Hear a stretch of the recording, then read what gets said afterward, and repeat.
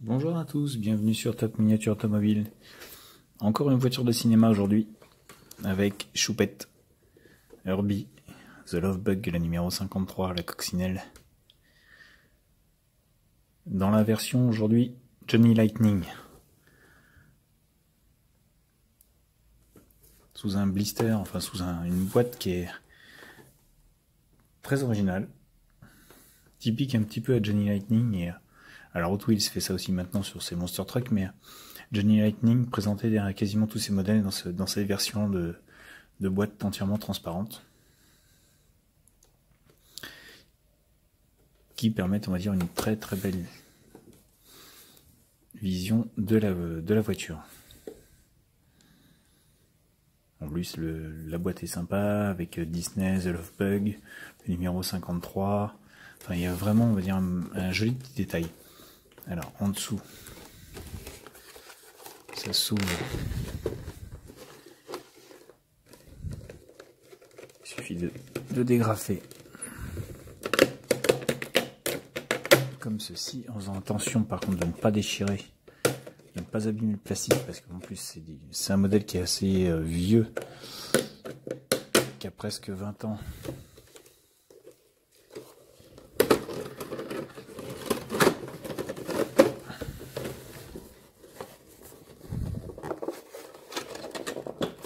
Toujours tout dans la délicatesse et dans la finesse.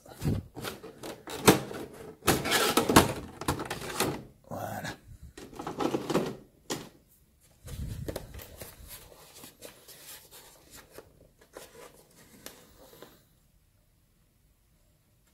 Jolie petite bête. Alors, Johnny Lightning a la particularité de faire des voitures qui sont très fines,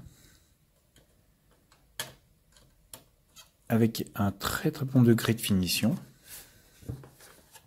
Ils font aussi beaucoup d'un 64 et un 43. Et franchement, cette petite choupette est très jolie.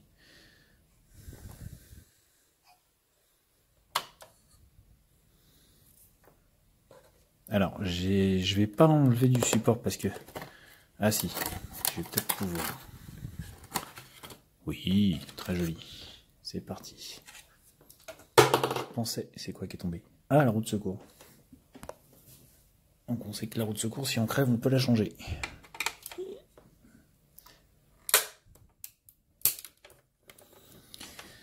Je vous cache pas que celle-là, je n'avais jamais dû la démonter à l'époque, quand je l'ai acheté. Comme je vous dis, c'est un modèle qui date de près de 20 ans, déjà.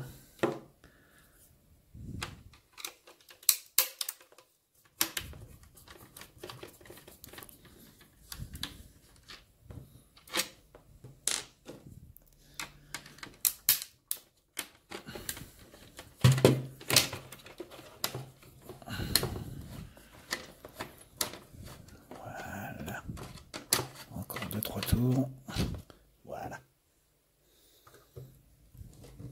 Donc le support, plastique dur, les 3 vis, comme vous l'avez pu le constater, sur un petit support en croix comme ça, du plus bel effet.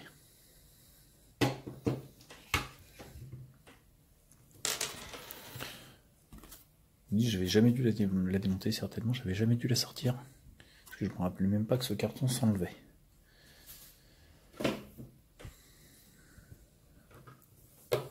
Alors,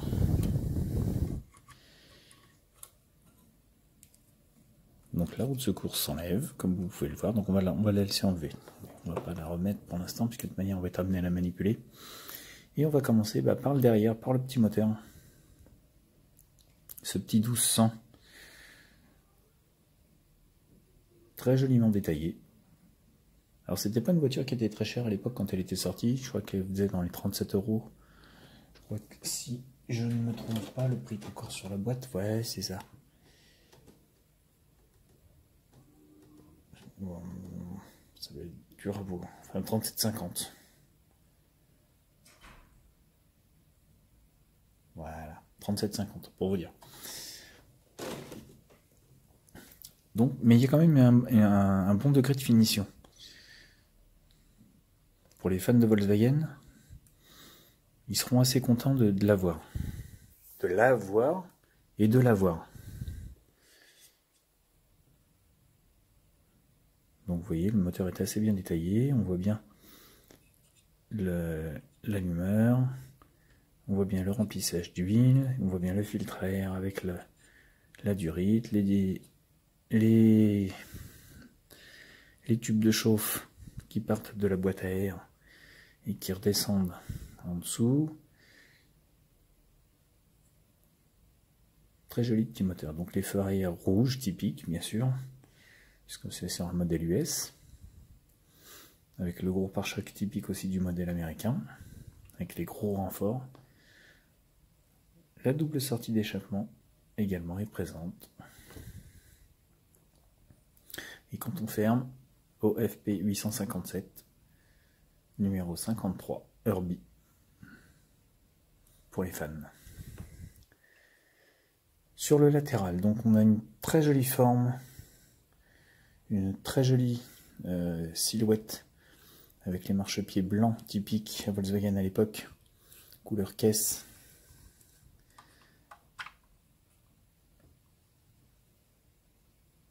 Donc le fameux numéro 53 qui revient encore une fois.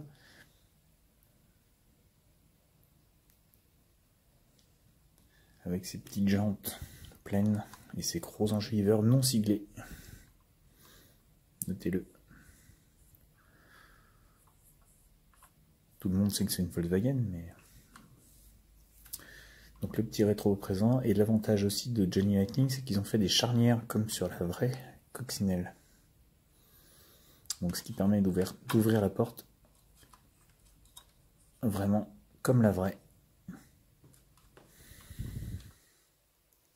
Les portes, voilà.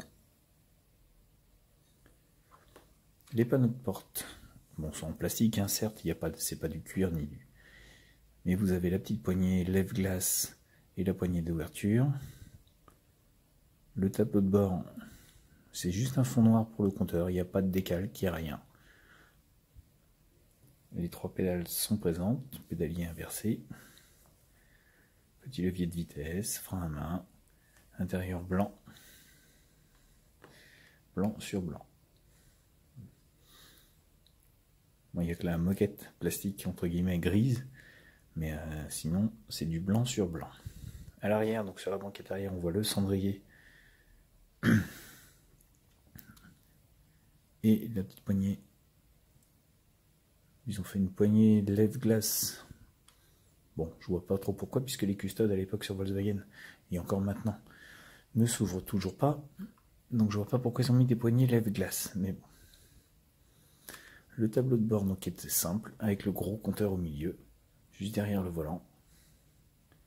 La jauge à côté, le petit carré, c'est la jauge à essence.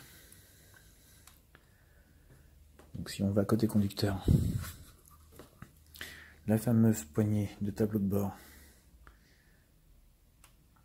pour se tenir, et la boîte à gants. C'est tout. Alors le découvrable, donc nous avons quand même le déflecteur qui est présent. Donc le découvrable en plastique gris ne s'ouvre pas. Et les jolies petites poignées de porte sont également présentes. Donc sous le capot, nous avons donc la fameuse roue de secours qui est tombée, que nous allons remettre sous le capot long. Donc voilà,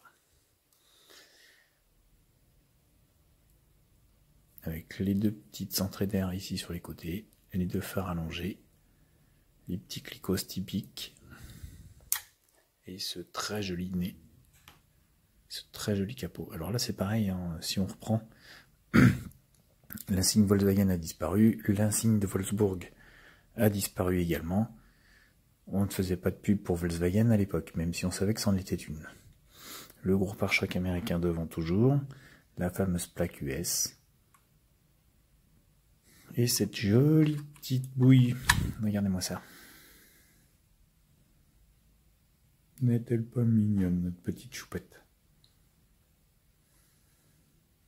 Ça aussi, ça m'aurait fait plaisir de mettre. la musique du film pour égayer un petit peu, mais bon. Désolé. Alors, on va passer en dessous, sous le châssis. Alors, le châssis typique Volkswagen, pour ceux qui connaissent, et pour ceux qui ne connaissent pas, bien sûr, on va faire le tour du propriétaire. Donc, le châssis plat. Donc, on voit bien ici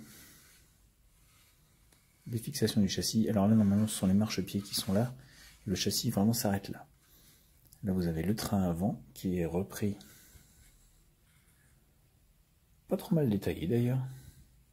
Je vais pas dire grossièrement, mais pas trop mal détaillé. Il n'y a pas de suspension, hein, faut pas chercher, mais on n'a pas les détails non plus au niveau de la jante à l'intérieur. On a une jante pleine classique. La poutre également est là. Le support de boîte est ici. Les trains arrière. Et les barres de torsion ici. Le carter, les boîtes de chauffe, l'échappement, le silencieux et les flûtes. Les lames. Pas un gros travail, mais un bel effort de la part de Jenny Lightning, qui nous présente une voiture qui n'est pas très chère et qui est très jolie. Alors maintenant, je pense qu'elle a pris un petit peu de valeur. J'ai pas cherché, je vous avoue franchement, exactement combien elle pourrait valoir de nos jours, puisque je vous dis, c'est un modèle qui a déjà près de 20 ans maintenant, si je me souviens bien. Il faudrait que je retrouve...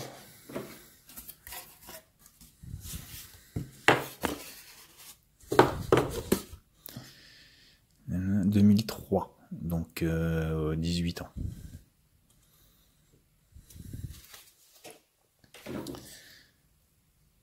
Mais, enfin, moi c'est un petit modèle qui me plaisait. Alors, je vous cache pas que par rapport à Hot Wheels, qui a sorti son petit modèle, la Hot Wheels Elite, qui est d'une beauté à couper le souffle, et la Hot Wheels normale, toujours en 18, elles sont vraiment à couper vraiment le souffle, tellement elles sont belles.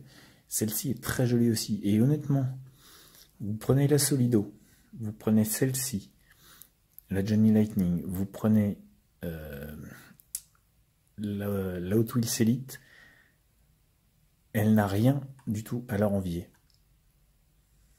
Alors oui, vous n'aurez pas un détail de finition hallucinant comme sur la Hot Wheels Elite, mais vous en avez un pour le prix de la voiture. Hot Wheels Elite, maintenant, faut compter entre 150 et 300 €. Celle-ci, je pense pas qu'on atteigne des prix comme ça, mais elle reste très abordable et très jolie.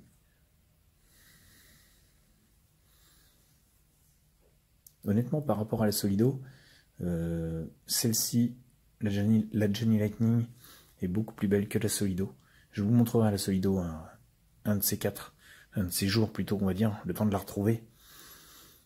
Et je vous montrerai, je vous ferai une vidéo vous montrant la voiture, vous me ferez un comparatif et vous me direz ce que vous en pensez. Et franchement, il n'y a pas photo. À la limite, cherchez, vous verrez sur internet et vous me direz ce que vous en pensez.